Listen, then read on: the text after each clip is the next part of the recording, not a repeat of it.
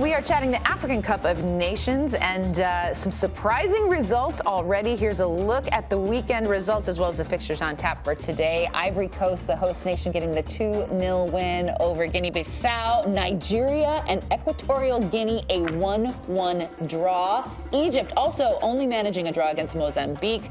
Cape Verde with the 2-1 win over Ghana. Right now, that Senegal-Gambia match is going on. Senegal already with the 1-0 lead in that game. Later on today, we've got Cameroon taking on Guinea at 12 p.m. And then we have Algeria facing Angola at 3 p.m. And you can watch all these matches on beIN Sports. So for more on this competition, we are absolutely delighted to bring in our good friend Mbizo Mzamane. Hello, Mbizo. You look like you have just been living your best life during this competition. What has been your favorite moment so far from AFCON?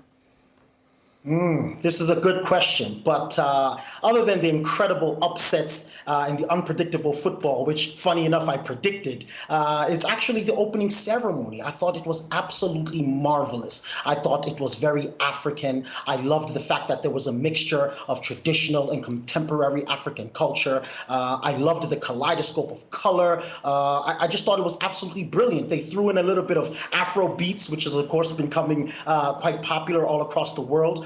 So it was absolutely magical. One of the best opening ceremonies I think I've ever seen, especially on the African continent. Incredible. Talk to me about Egypt, because I don't think you or my man Nico thought this would be possible. Mozambique, of course not, drawing Egypt in the first game. Is this just a blip, or are you worried about Egypt in this tournament? That's a good question. Am I worried about Egypt long term? I'm not sure that I'd necessarily say I'm worried about them long term. Look, it's not the end, and it takes much more, I think, to shake the Pharaohs all the way to the bone. But they were extremely underwhelming, weren't they? They weren't awful, but I think all credit to Mozambique. You know, despite suffering a goal early, I think it was 2 minutes.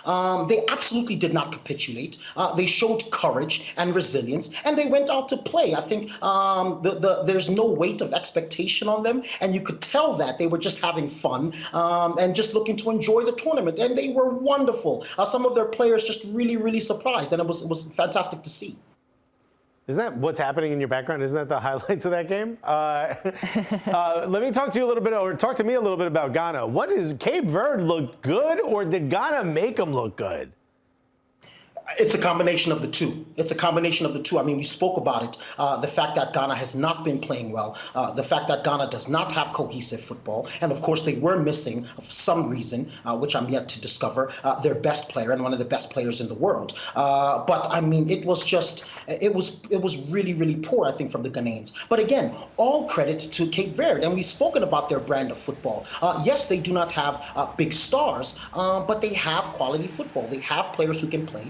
They were organized, and Ghana just looked like they were disjointed. They lacked ideas, and I think the only bright spots were Antoine Semenyo and Blansil on either wing, who had a little bit of a good football. And actually, Ghana could have lost by more, if you ask me. I think Bebe had some opportunities on goal, which he should have finished, but maybe technique and composure let him down. So I think the Ghanaians are in trouble. I just have to add, don't you think this is just a product of Chris Hughton as manager? I mean, we've seen the signs along the way that Ghana were not going in the right direction, not only as a unit defensively, but especially in the attack. I think there's certainly an element of that. They haven't improved under his tenure, but the decline began before, I think. And I think this is just a continuation of some underlying problems in Ghanaian football, which include some questionable selections and maybe a refusal to move on from a last era and move on into the next. And I think there hasn't been very good planning about the kinds of players that they bring in, the kinds of players that they build the team around. And there are some names, I won't say them out loud, that perhaps shouldn't necessarily be a part of the team or shouldn't be an important part of the team at this point in time. The constant turnover in Ghana is, how do you expect to have a project that bodes any type of result if you're constantly changing managers over and over and over again? especially for such a powerhouse. Moving on the conversation to Ivory Coast, who's also Nigeria's group. I think that was another surprise result in Mbizo. Ivory Coast, did they look good? I feel like from the teams that have played already, they were one of the powerhouses with the strongest performance. Yeah, absolutely. Absolutely. I thought, the golfing class between them and Bissau was evident from the get-go. I thought their midfield is absolutely superb. Sangare, Kessie, I thought they were brilliant. And of course, Fofana with an unbelievable goal there. You're showing it there. Smashing goal. And it's precisely what they needed to get this tournament started. If they're going to cement themselves as one of the favorites in this competition, they needed to play well, and they did. The crowd got on their side early. I thought they were a bit pedestrian at times, maybe a little overconfident, which could come back to bite them if they do it against stronger teams, no matter how well those teams are doing at the time. But look, a few things to clean up, but if they continue to play like this, we're certainly seeing some contenders. What games are you looking out for today? Anything in particular? You think we're going to have any shocks?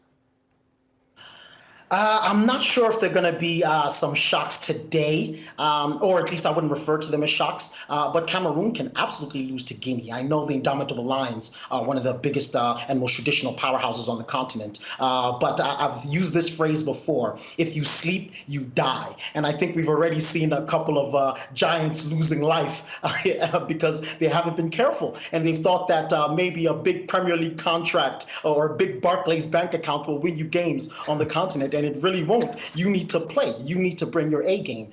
So if Cameroon doesn't do that, they can certainly catch hands from the Ghanaians. Yeah, why didn't you mention my Gambians? I know they're down 1-0, but maybe they come back in the second half. Come on, man. They're not playing badly. They're not playing badly, Charlie. They're not playing badly. Let's see what happens. But I just don't think they have the strength to defeat the Senegalese or really upset them in the way we've seen some of the other teams get upset. Well, AFCON already delivering, and Mbizo delivering as always. Great stuff, my friend. I'm sure we will check in with you again very shortly. Thank you so much for joining us. Looking forward to it. Thanks, guys. Enjoy.